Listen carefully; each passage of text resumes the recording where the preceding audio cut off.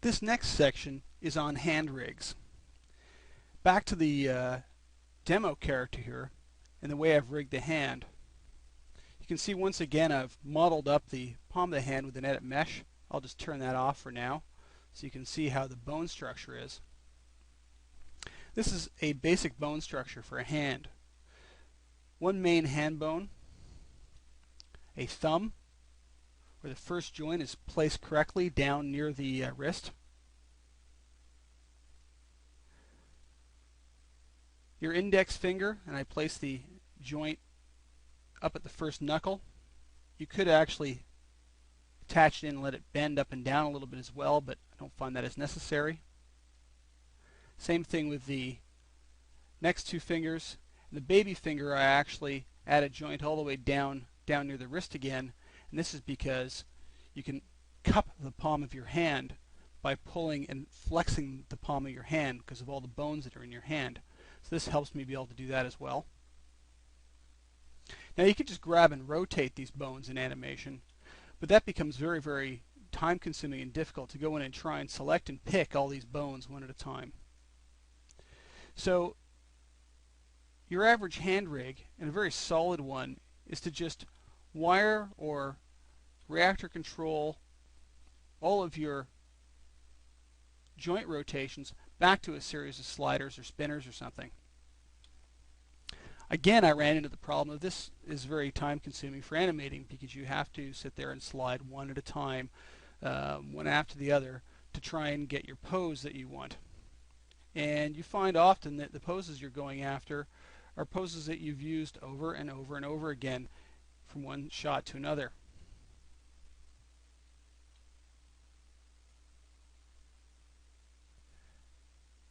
For that reason, I developed an attribute holder. This attribute holder, the pen attribute holder, which is available from download from my site as well as on this DVD in the resources folder, allows you to be able to store poses for the spinners and sliders. In this case, I've stored one called point. And sliding the slider along basically takes you from whatever value the sliders are at currently to whatever value has been stored for that pose. Let go and the slider snaps back. You can also hit reset and it snaps all your hand back to its initial pose. Copy and paste, key all, and it just makes it much, much faster to animate all of these controls for a hand. You'll also notice I've put a separate control object on the back of the hand, and I didn't go and put this modifier on, say, the wrist control. That's because when you pick this object, it will show all the animation tracks for the hand. And when I pick the control for the wrist, it doesn't. If all the hand controls are on the wrist, I'd have a mess of keys for all my hand gestures as well as my overall large arm motions. I separated into two controls to make the animator's life easier in separating the kind of animation that you want. You really don't want your hand animation mixed in with your arm. They tend to be done at different times in different ways. So in this section we're going to discuss how to use the pen attribute holder. Once again, how to build an interface for our hands, connecting spinners and sliders together into a single attribute, and setting up a hand that's able to be posed and get the kind of gestures that you really need for animation. We're going to build the bones for the hand. Once again, I tend to start in the top viewport here. And now I'm going to create the bones first for just one of the fingers. I'm actually going to make the bones a bit smaller too, so they don't stick out too far. And I'm just going to start with an index finger.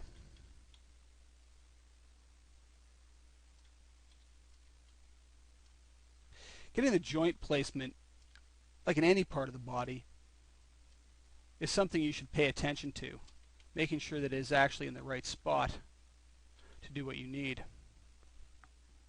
I'm going to use the bone edit mode a lot here to be able to place all these bones and get them correct working on a local axis. I often turn off bone edit mode if I want to rotate the entire chain just to get it lined up. Because we're going with straight rotations here, no IK solvers or anything, we don't need to worry too much about our joints becoming misaligned and being exact, but obviously we want our joints to be in the correct spots and working the way they should.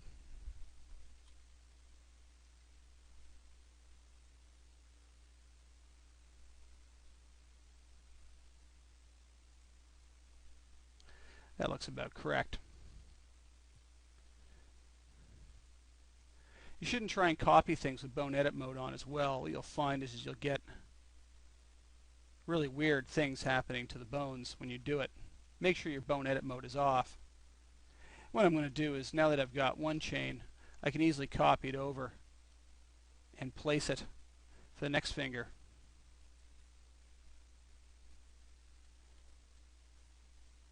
Making sure it's rotated and on the right axis and following the mesh as closely as possible. Getting any of your joints wrong in a character can cause a lot of problems when you start to animate. I've had people ask me, why doesn't my rig deform properly? And when I look at it, it really has nothing to do with skin or how they've skinned the character. It has to do with the way that they've rigged the character in the first place, and that it just isn't a sound rig. If you notice, once again, our nub bones are becoming misaligned. Again, deleting them and recreating them is a great way of fixing it.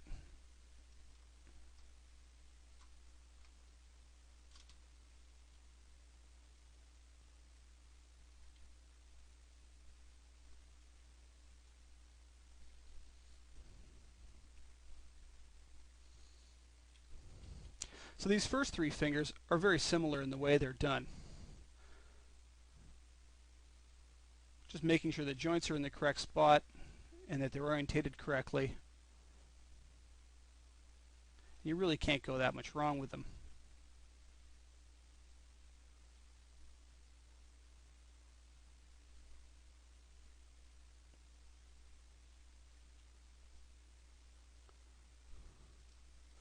Delete that and just recreate that end bone. Do the baby finger next.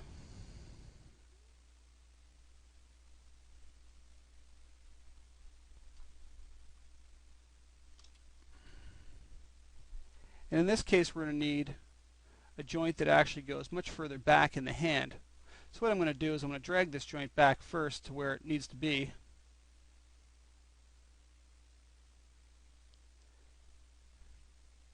And this is going to help us with a cupping action so we can rotate this whole joint down and around the hand a bit. Now we're missing a joint now, so I'm just going to say refine and refine in a new bone. That has to be just about one of my favorite tools in the Max bones, is being able to refine them on the fly. It can really help make short work.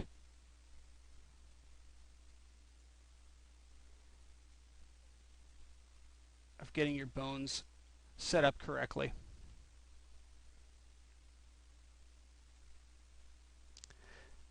Now for the thumb joint, something I've noticed a lot is people miss the first joint of the thumb. They actually just don't create it. And if you look at the way your thumb bends, it's no different than a finger. It has 3 joints, not 2, but the first is buried way back in the hand.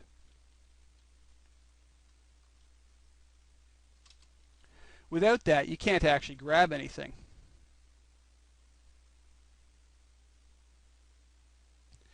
When modeling a hand as well, you have to make sure that you model it correctly. The thumb is not laid flat like the rest of the fingers.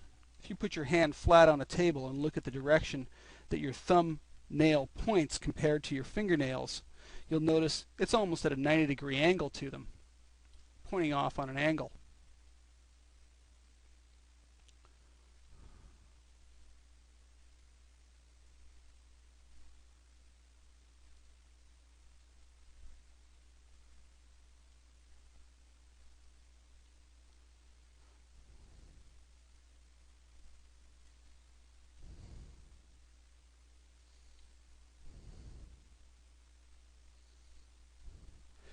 This should be a pretty good start for our bones in the hands. And I'm just going to go in and select them all now. Actually, I think I'll just recreate that nub bone just to make sure it's aligned correctly, just because I'm really picky. I'm going to pick them all, and because we've been stretching them now, the next thing I'm going to do is press reset stretch just to make sure that the stretch has been reset on them.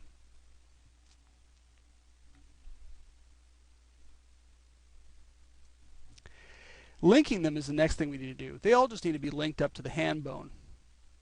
If anybody's worked with Max's bones for any length of time, you'll know that the length of the bone can start changing. See if I can make this happening by I'll simply link this bone to this one, and I'll reset the stretch on that bone, and you notice it actually skipped a little bit longer. Let me link another one to it, and then reset the stretch on it. It got a little bit longer again, and another one to it, and reset it, and it got a little bit longer again. They can jump and pop in different ways. It's because of the way Max's bones work. In most packages, it would draw a new bone from here down to the base of this bone and allow this bone in between to stretch. Max doesn't do that, so when I pull this around, this bone around, you notice it's actually pulling this bone around as well and moving all the others with it. You can get around this problem. I'm just going to unlink all these, reset the stretch in this bone now. You'll see it goes back to the right length. And now I'm going to create point helpers before I link them together. So I can just simply create a point helper, align it up to the bone, link the bone to the point helper to the hand bone. Now if I reset the stretch in this, it won't happen. This is because this is not a bone. Another way to do it is simply turn off the bone property in the bones, but then you may not want to do that as well. I also have a tool available on my website called mgroup, and it basically mimics kind of the way Maya does some of its grouping methods. And I can go ahead and link all of these joints to the hand bone and then press my hotkey for it. And what it does is it actually creates a point helper at each joint and keeps the hierarchy intact. In this case, it seems to have made them all very, very large. And I'm going to go change their sizes down smaller.